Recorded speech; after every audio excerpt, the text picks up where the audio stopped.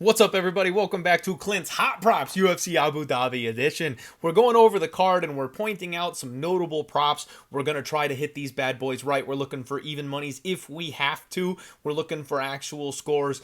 Every once in a while, I will throw out a number, something that's got some value, something that might be a little bit crazy, but more often than not, we are trying to go ahead and get some dubs. Hey, last week, we called the sub props and the round one props with Ryan Spann and Jimmy the Brute Crude. I was unfortunate enough not to pull the trigger on those myself, but the reads have been relatively good on these props. Pick your spots carefully, lock in, let's make some money. Tell me your favorite prop, hit the like button, get subscribed if you haven't, and let's get into it. First fight of the night, Martin Budet and Marcus Buchinia. Now, we've been talking about this one a lot. This kid Marcus coming over to the UFC, making his debut, huge jiu-jitsu background. I like this guy, and I think the UFC is putting him in a spot where he can jump straight into the midst of the division, get a decent name on his resume, and roll along. So we think Marcus is winning, absolutely.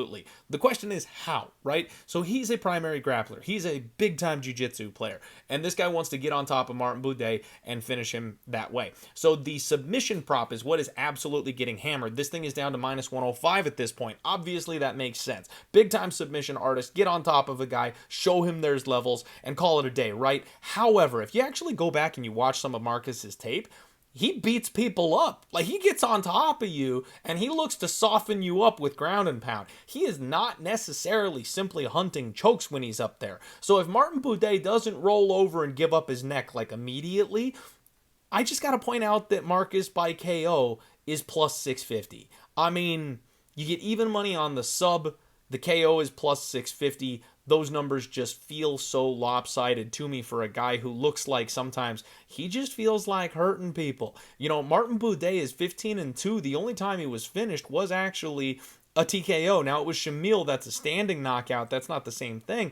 But if Marcus decides he wants to get on top of somebody and put them through the floor, he can do that. You know, you look back at his record, he's got some heel hooks and stuff like that. He's got rear naked chokes. But again, if he pounds you until you roll over and you give him the neck, he will take it. But he's got a ground and pound TKO in round one against Simon Carson just 2-3 years ago, right? Like, this guy absolutely looks for the pain when he gets down there. He's also a high-level grappler, which means he's okay with riding out a decision if he has to. I don't think Budet is good enough to carry this guy to a decision, frankly, but the inside the distance prop is what we need to look at, guys. Minus 140. If the submission is even money or minus 105, and you can include that TKO in there, with just a couple of extra cents, inside the distance is the move. Now, he might drag this thing to a decision, right? It's his UFC debut, jitters, overseas, all that good stuff, but frankly, I think this guy is finishing. So at minus 140, that's got to be the play.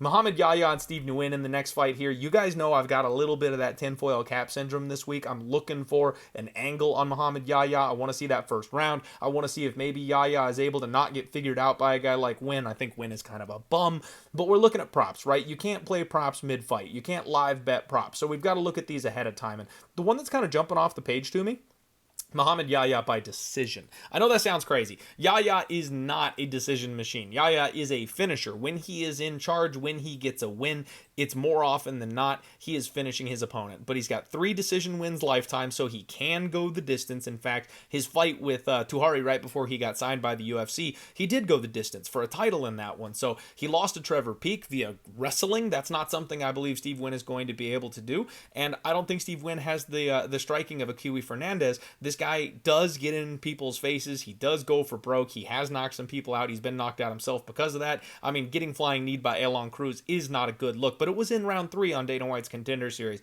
Very into the fight. He was worn out. I actually kind of think both these guys are bad, and I think Yaya is going to do whatever it takes to get the win, and I frankly think the crooked judges are going to give him every opportunity it takes to get the win, so I think it's going to be a decision, and I kind of want to look at the split decision. Shout out my boy Tim Treano over there on the Lambo Plays podcast, right? I need to learn a thing or two from my boy here. By split decision is 14-1. Tim, be proud of me. I actually think Yaya by decision, Yaya by split, Yaya money line. Like, this is like the crazy call dog of the week that has not worked out for me one bit in the last couple of events, but I actually think Yaya is getting put in a position where he can get his hand raised this week. Amanda Hebos and Tabitha Ricci is one that, from a money line perspective, it's tough to bet, right? I kind of like Tabitha Ricci for the upset. I'm playing very heavily into the narrative here. The UFC likes her boyfriend. The UFC wants her to get in big spotlights. They want to show them on camera together. It's all marketing, right? Amanda Hebos, somebody who was exciting but has kind of fallen from grace to some extent. Now she's 12-6 in the UFC, so I don't think they're worried about her anymore. I don't think they're worried about pushing her. They're not worried about getting her to the title. She's 1-3 in her last 4 fights, and now they're giving her Tabitha Ricci, somebody they're trying to push into the contender circle. This has got split decision shenanigans written all over it to me. I think this fight's going the distance because most Tabitha Ricci fights do, and I don't think that either of these women have the power or ability to really finish the other one. They're both very durable, and if it's a close fight, I expect the split to go Tabitha Ricci's way. So Tabitha by decision at plus 200 would be the way that I would be looking at this fight from a prop perspective. And, the money line is plus 155. So it's not a big gap. You might as well probably just play the money line instead of the decision. And I'm not sure if this counts as a prop. It probably does. But the point spread, it's minus 195 for the plus 3.5. And frankly, I think there is almost no world where she doesn't win at least one round. I have a real hard time seeing Amanda Hebos win 30-27 across all cards here this week. So it's a bit chalky. You'd have to parlay it with something. I think that plus 3.5 is the look, though. I think that thing hits. Davy Grant and Damon Blackshear. I think this fight is another butt-clinching one that goes the distance. I've talked about this every single time we talk about Davy Grant fights. His fights should not go the distance the way this man fights. The way he gets bloodied up, the way he gets in danger, the way he hurts his opponents, he should never be in decision fights. But he always is, because he's tough as an old leather boot. Usually his opponents are too. This case, Davy Grant by decision. Gravy Dant. Ha!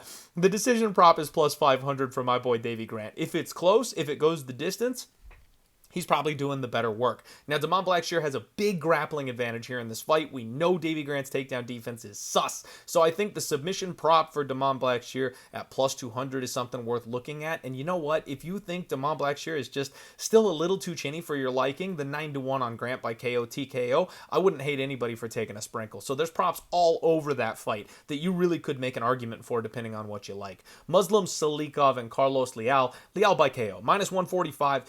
I got to get more comfortable with laying chalk on some of these little ones because these are usually the ones that come through. Sometimes it's alarm bells when they've got the KO prop set to minus 280 or something like that, right? Vitor Petrino, he goes for the sub instead. Those don't always hit, but it's these ones that are minus 140, minus 160. They're we're pretty sure this is happening. Carlos Lial just has all the horsepower in the world, every steroid you could imagine. No, he's not popped. I'm not accusing anybody, but look at the guy.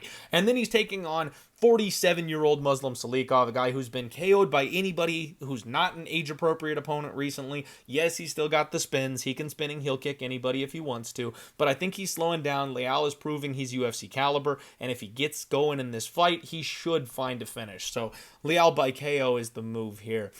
Next up, Bryce Mitchell and Said Nurmagomedov. Another one that's interesting, another one that's all over the place. I need to see Bryce Mitchell on the scales, you guys. I need to see how he does with this 135-pound cut. Now, Bryce by decision is plus 140. I think that makes the most sense. I have a hard time really seeing him finish. I have a hard time seeing him submit someone like Nurmagomedov. So I think this one would be going the distance if Bryce gets the dub. Now, as you know, Said is the king of front chokes. This guy will submit anybody looking to grapple him. So plus 350 for him to land that Hail Mary submission prop on Bryce Mitchell.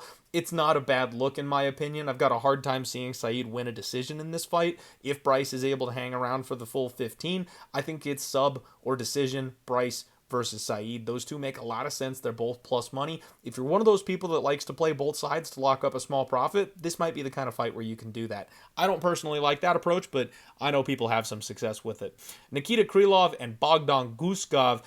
You guys, I like Nikita Krylov. It sounds gross to say that, right? Just cringy to say that because I know I like to get on the other side of this guy if I have any ability to do so. Now, if he's completely shot, Bogdan Guskov plus 250 is going to look like an absolute gift. But if he's not all the way shot, he has such a grappling advantage in this fight that it's either a sub or a decision. Now, this is where I think he's finishing. Nikita Krylov finishes almost everybody. So Nikita by sub plus 180, that looks enticing to me. I think that one makes a whole lot of sense. But if he slows things down. If he's looking to slow it down and just get his hand raised, just get on track, the decision at plus 750 doesn't seem insane to me. Now, I think Bogdan Guskov doesn't have the best cardio in the world, but if, like we saw in his last fight, if you're forcing him to grapple, if you're controlling him, if you're just taking his back and you're kind of staying in those positions, he can last. And I think he might be able to be defensive in this fight and hang around for Nikita Krylov to drag him to a decision. Again, more than likely, Nikita is subbing him. This guy is a finisher. He's got 16 submission wins on his record, so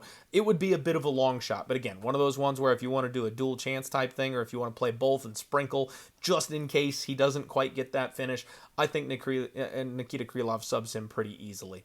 Shara Bullet versus Marc-André Barrial, very similar to the one that I was talking about just a minute ago, and with Carlos Lial. I think the minus 135 on Shara Magomedov is the way this fight ends. He does sometimes go to a decision, and it's real disappointing, especially with the way they hype him up as this giant finisher. He has no issues. He's fine to just stay on the outside, pick and poke, kick, keep the space in the distance, so he has no issues going to decision if he needs to. But this is a massive step down in competition from Michael Venom Page. It's not even really the same caliber, I don't think, striking as Mikhail Oleksiejczuk. Marc-André Barrial walks face first into punches, and then he tries to melt you with cardio, pace, and pressure. He's been knocked out 3 times. All 3 of those have come in the first round. So yeah, he's gone to decision 10 times. He's 500 in those, so we might get a banger type fight, and we might get Shara trying to take this thing to the cards because he knows he'll win there. But with the kind of damage we've seen taken from Marc-André Barrial very recently, I kind of think Shara's going to find the button.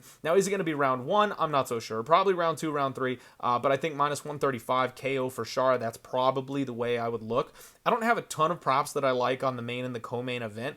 Petr Yan, Marcus McGee. I know some people are taking the flyer on McGee. If he wins, I would think it's probably by decision. You don't finish a guy like Petr Yan.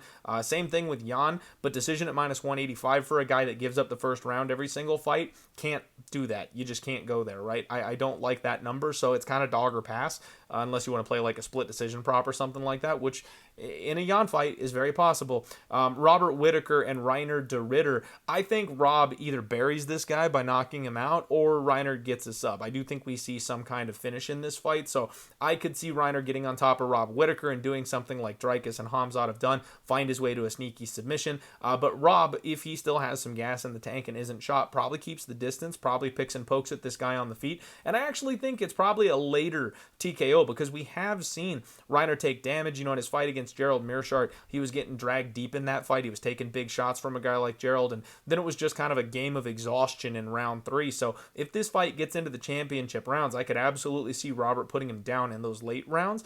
So like Rob KO, round 3 is 11-1, round 4, 16-1, round 5, 22-1. And the KO prop itself is just plus 150. So if you're looking to get that Rob Whittaker to plus money, the plus 150 I think makes some sense. Minus 165 on the money line regular. If you're a Rob believer, I think makes a ton of sense. You can just go ahead and lay that. It's not too expensive. Those are Clint's hot props for UFC Abu Dhabi, guys. Thank you so much for being here. Thank you for watching the show. Hit that like button. Get subscribed, please, if you haven't. And we'll see you on Friday for the undefeated post-weigh-in show. Let's roll.